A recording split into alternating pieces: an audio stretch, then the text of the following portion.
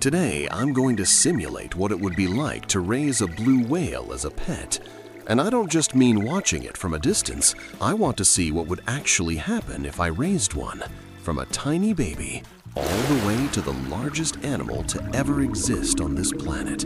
And that sounds manageable at first, because right now, this is a baby blue whale. At this stage, he's surprisingly small, not tiny, but small enough to fit inside a controlled tank environment. And honestly, he doesn't look dangerous at all. No sharp teeth, no aggressive behavior, just a soft, smooth body, huge eyes, and slow, gentle movements through the water.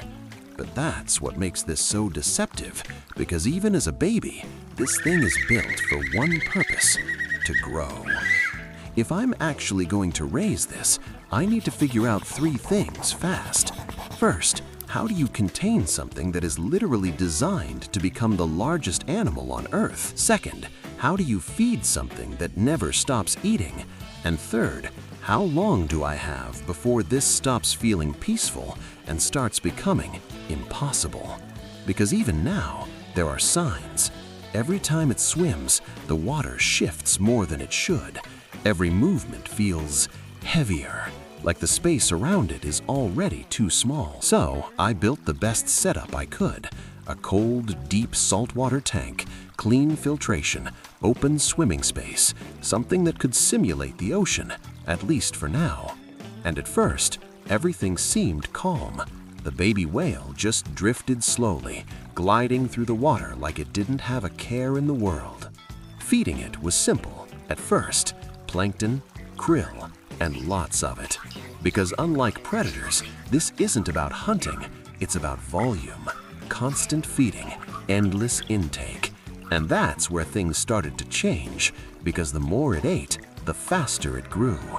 Within weeks, it doubled in size, then doubled again. The tank, already too small. So I upgraded, moved it into a massive pool, and seeing it there was unreal. This thing didn't look like a pet anymore. It looked like a moving wall. And the biggest issue wasn't aggression, it was scale. Every movement pushed water with insane force. Every turn displaced more space than the pool could handle. And feeding, that became a full-time operation. Truckloads of krill, constant supply, non-stop. It didn't hunt, but it consumed everything in its path, like the water itself was being filtered through it. Then one day, I got too close to the edge, and it surfaced. Not aggressively, not fast, just slowly rising upward. And when it opened its mouth, I realized something terrifying. Not because it wanted to eat me, but because it could, without even trying. At that point, it was clear. This wasn't something you could keep, not because it was dangerous, but because it was unstoppable. So with massive effort, cranes, transport rigs, and an insane amount of coordination, I moved it to the ocean, where it actually belonged. Once it reached open water, everything changed. Growth accelerated, movement expanded, presence multiplied. From above, it didn't even look like a normal animal anymore. It looked like a living structure moving through the ocean. It wasn't hunting, it wasn't attacking, but it was still dominating. Entire areas of ocean shifted around it. Fish moved, currents changed, everything reacted to its sheer size. And weeks later, I went back just to see it again, from a boat, from a safe distance. And for a moment, everything was calm until it surfaced right next to me.